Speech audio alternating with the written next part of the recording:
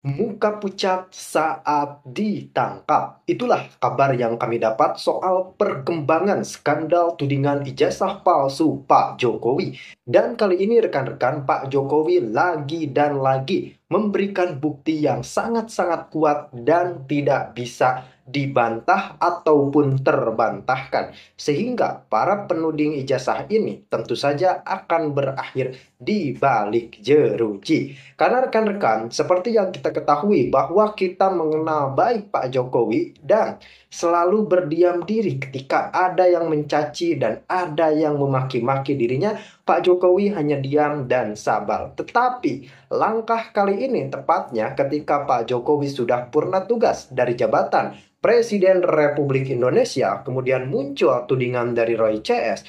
Kini Pak Jokowi mengambil langkah yang sangat-sangat tegas dengan menuntut balik mereka, dan tentu saja Pak Jokowi pada saat ini menutup rapat mediasi damai, meskipun pada kenyataannya ada beberapa pihak yang tentu saja membujuk Pak Jokowi untuk berdamai saja. Tetapi Pak Jokowi menolak itu semua, dan penolakan damai Pak Jokowi disinyalir membuat kelompok Roy CS semakin membabi buta menyerang Pak Jokowi, bahkan sampai menggeruduk makam ibunya Pak Jokowi, dan itu sangat-sangat tidak etis, rekan. Karena perang saudara antar tidak akan tahu, Bang.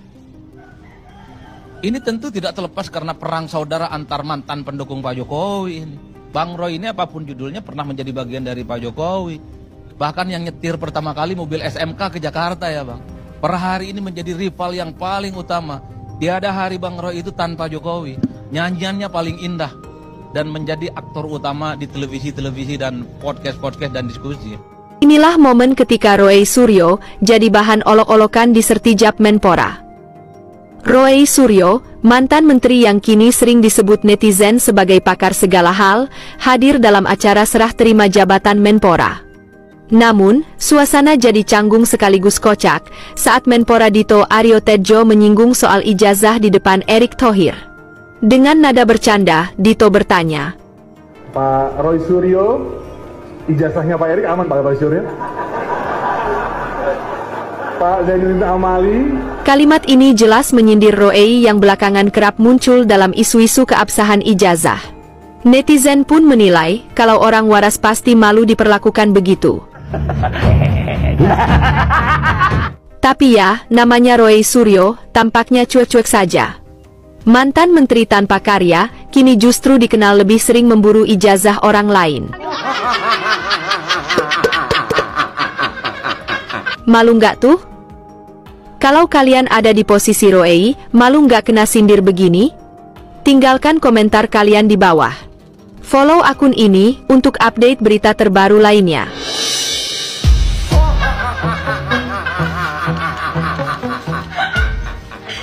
Presiden ke-7 RI Joko Widodo menutup pintu damai seusai ijazahnya dituding palsu. Pasalnya, Jokowi tetap melanjutkan pelaporan Roy Suryo CS ke Polda Metro Jaya terkait dugaan pencemaran nama baik. Sebelumnya, Bareskrim Polri menyatakan ijazah Jokowi asli seusai uji lab forensik, Lab4. Menanggapi pernyataan Bareskrim, Jokowi pun menegaskan proses pelaporan ke Polda Metro Jaya masih berlanjut. Hal itu disampaikan Jokowi saat ditemui di kediamannya Sumber, Solo pada Jumat 23 Mei.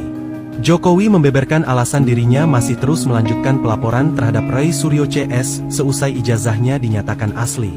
Ia mengatakan pelaporan itu dilakukan agar menjadi pembelajaran bahwa menyampaikan kritik dan ekspresi ada aturan serta batasan. Dengan pelaporan ke Polda Metro Jaya, Jokowi berharap kasus tudingan ijazah palsu dapat selesai dengan terang benderang. Di satu sisi, Roy Suryo menyebut bahwa kasus tudingan ijazah palsu Jokowi belum selesai. Ia berpendapat, hasil uji Lab4 Mabes Polri terhadap ijazah Jokowi belum final. Lantas, Roy Suryo menyebut keaslian ijazah tidak ditentukan melalui uji laboratorium forensik, melainkan melalui keputusan pengadilan. Memberikan serta memberikan masukan.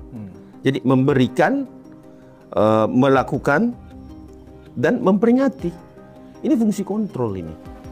Lebih kepada fungsi kontrol? Fungsi kontrol. Bukan mengintervensi ini? Kalau intervensi, kita tidak minta kewenangan dia untuk dilakukan secara tegas. Karena kenapa gini? Sebenarnya kami mau saja tuh menunggu. Tetapi nggak bisa kalau dalam kasus seperti ini. Kenapa saya bilang tidak bisa menunggu? Yang pertama adalah ini udah kebangetan nih. Apalagi ada orang yang berusaha membubarkan Polri.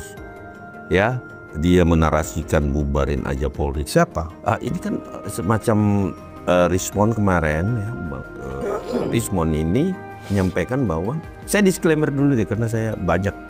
Jadi sebelum saya sampaikan ke nama-nama orang ini ya, karena tadi juga ada protes, Bang kalau bisa nyebut dia termasuk Bang Dius juga menyampaikan bahwa Bang kalau ngobrol sama mereka nggak usah pakai mask, nggak usah pakai apa, oke. Atau Sebenarnya Roy Suryo, ya, betul. Diva, Rismon, ya kan? Oke, karena mereka ngajarin kita tidak beradab. Iya. Jadi kita juga Apa juga kita harus hormati orang nggak beradab. Iya gitu. Terus kemudian ini desakan pada teman-teman yang ada di netizen yang selalu memprotes saya keras tetapi lunak dalam penyebutan. Ya. Oke. Jadi Rismon menyampaikan untuk membubarkan Polri itu kesedihan yang pertama. Yang kedua, pernah nggak sih kita bayangkan 1 hari tanpa polisi? Bagaimana carut marutnya kehidupan? Apalagi lantas. 1 hari aja. Kita bisa bayangkan nggak kekacauan yang terjadi gitu. Nah itu yang pertama. Terus mau membubarkan dengan saya, emang siapa lu? Emang siapa sih lu? Gitu. Tahu nggak kasus saudara ini? Gak ada apa-apanya ini. Ini kasus ini ya Bang Budius saya sampaikan bahwa kasus ini nih kasus yang gak ada apa-apanya, gak ada suku hitam kasus ini. Yang perlu Kasus gugatan kasus ini. mau dia menggugat, mau kita melaporkan ini kasus yang sangat gampang sebenarnya. Lantas kenapa kok jadi kayaknya susah Nah sekali? justru inilah yang membuat kami coba menyampaikan kepada Mabes Polri untuk menggunakan lebih tegas kewenangannya. Jadi jangan disalahartikan mendesak. Ya, emang kerjaan masyarakat itu mendesak, mengingatkan. Karena dari ribuan kasus yang ditangani Mabes maupun Polda Metro, ini kan ada yang urgensi. Nah, jangan tunggu juga kemudian Mabes menunggu juga dan Polda Metro ada ekses yang terjadi karena hati-hati loh. Ini para relawan udah membisik-bisikkan saya, Bang, kalau bisa kami turun aja deh. Kami udah diajarin kok di demo melalui gladiatornya mereka, menggeruduk KPK, mendesak memeriksa. Sampai kapanpun Bang Budio, kalau untuk kesalahan Bapak Yesus Joko Widodo, ya, terus kemudian Mas Gibran, nggak akan ketemu, Mas. Mereka orang nggak seperti itu. Mereka bukan koruptor, nggak bakal ketemu. Ijazah palsu pun nggak bakal. Kenapa? Orang asli kok. Ditambah lagi ya Mas Gibran. Ya mereka nggak tahu Mas Gibran seperti apa. Jadi intinya gini, bahwa seringkali wah Mas Gibran langap ngomong. Kalian nggak tahu, kalian tahu apa sih? Kau tahu apa sih? Ketemu aja enggak kau sama Mas Gibran? Kenal aja enggak kau sama Mas Gibran? Termasuk saya juga nggak kenal Mas. Jadi artinya cuman kalau kita nggak mengenal orang, ngapain? Ya kan? Seperti Bapak Isu Joko Widodo, ya kan? Yang setiap harinya, ingat. Dapat jawaban apa tadi dari Mabes Polri? Apakah dengan didatangin seperti tadi itu dari rombongan relawan Jokowi, Prabowo Gibran ya? Apakah kemudian misalnya dari Irwasum Polri misalnya? Oke, akan segera kami koordinasikan atau akan segera kami umumkan atau bagaimana jawabannya? Pada dasarnya dia note. Dia menote. Saya minta supaya surat ini didisposisi ke Polda Metro Jaya. Oh, oke. Sehingga dia bilang, ya pasti kami note, Pak. Dan itu akan dilakukan sebagai pengawasan internal Polri. Irwasum itu bisa menanyakan loh terkait penyidikan yang dimulai dari penyelidikan di Polda Metro. Kenapa? Itu kewenangan dari Irwasum. Irwasum bisa menanyakan, Anda sampai sekarang sudah menghabiskan anggaran berapa dalam kasus ini? Mulai dari pemeriksaan ke Solo, mulai pemeriksaan dan lain-lain, berapa orang yang itu hati-hati di situ penyidik di sini. Bahwa kita awali dari pemeriksaan internal terkait inspektorat. Artinya kenapa? Karena ini ASN ya. Nah, menggunakan kewenangannya secara tegas itu inti daripada agar didisposisi surat kami kepada Polda Metro. Dan kami ingatkan, jangan salahkan kami. Kalau ini tidak ditindaklanjuti secepatnya. Bahwa kemudian ada akses itu kita nggak bisa campuri lagi. Kenapa? Karena ini pasti akan terjadi ekses. Dan ini nggak main-main loh. Mereka, mohon maaf ya, pendukung militan Bapak Insinyur Joko Widodo ini sudah mulai geram banget.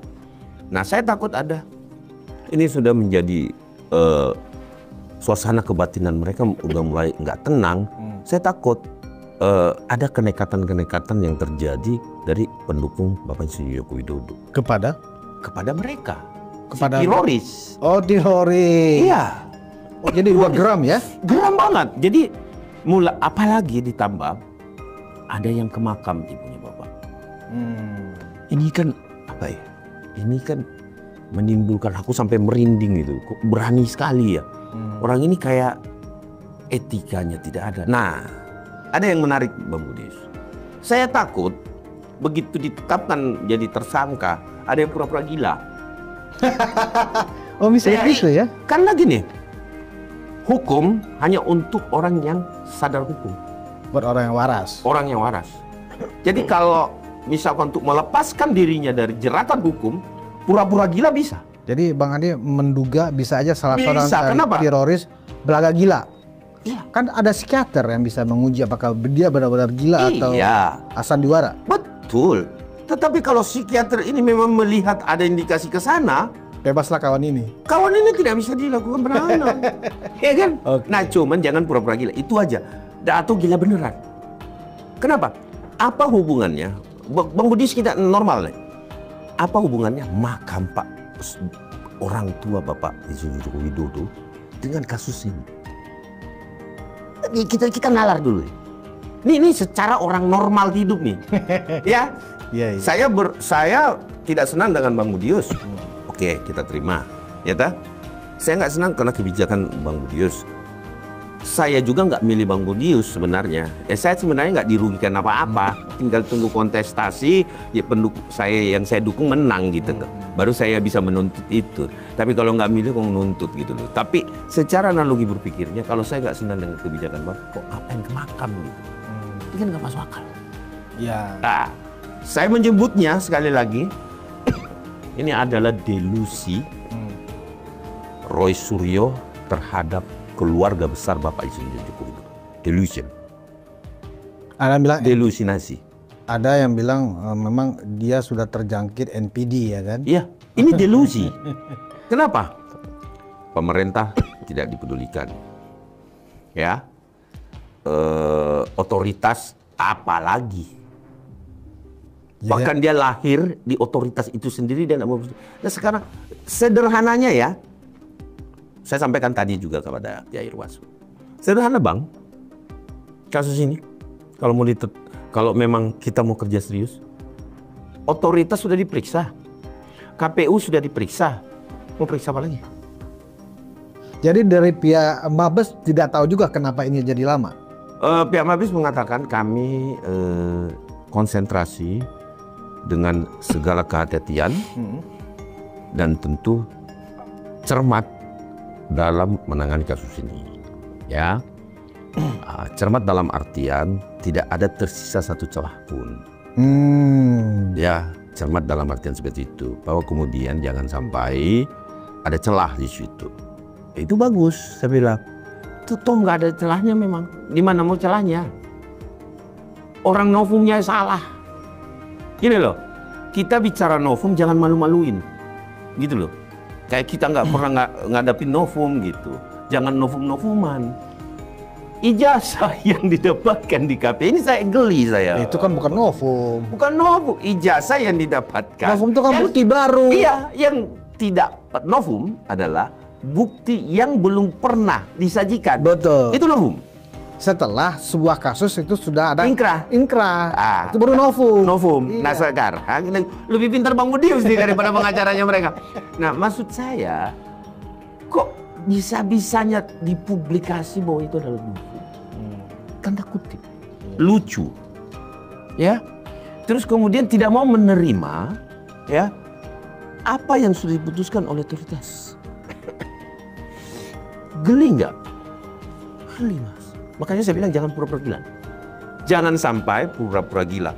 Nah, itu jawaban yang disampaikan ke kami dan kami merasa bahwa oke, silakan. Tetapi kami juga sebagai pelapor memiliki hak untuk menjadi fungsi kontrol terhadap laporan kami. Karena tadi ada beberapa pelapor juga ikut kan. Nah, jadi pelapor menanyakan dong, sampai di mana sih? What the next? Setelah penyidikan, what the next? Saya ingat Wairwasum dulu pernah berjumpa sama saya. Sekarang dia di mana ya? Wairwasum yang dulu. Sekarang di kementerian. Jadi Wairwasum dulu waktu menjabat. Sedang Turnagugo. Turnagugo Siombing ya. Waktu itu saya pernah menghadap dengan dia karena ada kasus kami juga pencret ya. Wah terlalu lama. Sehingga kami mengadukan ke Wairwasum. Terus sudah penetapan tersangka. Tapi belum juga dilakukan pengiriman berkas dan tahap 2. Tahap 2 itu tersangka dan berkasnya, barang buktinya. Itu tidak dilakukan. Itu hampir setahun Bang. Iya. Kami komplain. Terus kami cerita, kebetulan dia adalah profesor kriminolog. Yang kemudian memecahkan kasus Sambo. Beliaulah yang ketua timnya dalam menangani kasus Sambo itu. Nah, ini bukti bahwa kepolisian itu yang kita cintai itu kepolisian yang benar.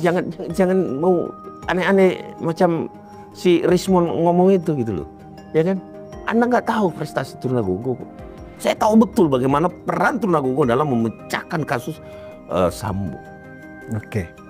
Terus pada saat itu kami sampaikan komplain. Terus dia bilang what the next? Ini saya mau copy paste dari bahasa beliau. What the next? Saya sampaikan juga tadi kepada Waslu. What the next? Mau sampai di sini aja. Tapi dong tersangka. Kalau sudah cukup alat bukti. Tahapannya, jadi yang kita jangan salah, kita tidak melaporkan. Tetapi kami menuntut proses. Rekan-rekan, memang kalau kita berbicara skandal ini memang adalah skandal yang sebenarnya sangat-sangat rumit, tapi dalam penguraian tindak pidananya kalau saya katakan ini sangat-sangat simpel karena ya kita tahu ini kan menuding dokumen dipalsukan, menuding seseorang memalsukan dokumen untuk menjadi pejabat negara, tentu saja begitu ya rekan-rekan. Tetapi kan pada kenyataannya tudingan mereka ini sama sekali tidak terbukti, sama sekali tidak kenyataan ya, namanya juga fitnah, namanya juga tudingan pasti tidak akan pernah terbukti rekan-rekan. Kemudian memang gelagat Roy CS ini sudah terlihat beberapa waktu ke belakang ketika memang ada seolah indikasi kepanikan total, indikasi kepucatan, dan indikasi memang yang tidak bisa ditutup-tutupi adalah puncaknya ketika salah satu bendahara ataupun petinggi TPUA kok malah balik menyerang Roy CS. Nah, ini menjadi concern perhatian kita semua. Kemudian Razman Nasution yang memang ditunjuk langsung oleh Egy Sujana yang dulunya kelompok Roy CS, tiba-tiba dalam sebuah forum debat kita semua tahu langsung pakai nada tinggi berdebat. Ini langsung terlibat dalam perdebatan yang sangat sengit antara klaim dari Egy Sujana dan klaim dari Roy CS. Nah, tidak cuma itu rekan-rekan. Kita di sini mencoba mengutip wawancara Pak Jokowi dengan Karni Ilyas pada saat itu. Pak Jokowi menyinggung di sana bagaimana demokrasi di Indonesia itu berlaku. Demokrasinya sangat bebas, demokrasinya bahkan Pak Jokowi menyebutnya liberal. Nah, tetapi Pak Jokowi menyampaikan sesuatu pada wawancara tersebut bahwasanya ketika kita bebas bersuara soal misalnya mengkritik, menuding, dan lain-lain, tetapi ketika orang yang dituding tersebut tersinggung dan melakukan tuntutan balik, itu adalah sesuatu yang beda. Kurang lebihnya seperti itu rekan-rekan. Nah, jadi saya kok menarik ketika melihat peristiwa yang terjadi pada saat ini. Bagaimana tudingan yang seharusnya tidak perlu dan tidak perlu ada tudingan seperti itu karena sudah terbukti asli, kok malah digaung-gaungkan dan sangat terkesan dipaksakan rekan-rekan. Isu ijazah ini benar-benar sangat dipaksakan. Maka dari itu Pak Jokowi hadir, Pak Jokowi memberikan bukti ke Bareskrim dan sudah tidak bisa dibantah. Apalagi kalau kita sudah berbicara fatwa dari UGM yang mengkonfirmasi keaslian ijazah Pak Jokowi, itu sama sekali tidak bisa dibantah karena UGM lah yang mengeluarkan ataupun menjadi otoritas yang mengeluarkan ijazah tersebut. Maka dari itu, ketika kita bicara soal tudingan ijazah palsu Pak Jokowi, berarti ini adalah sebuah tindakan pidana ataupun melanggar yang sangat-sangat berat.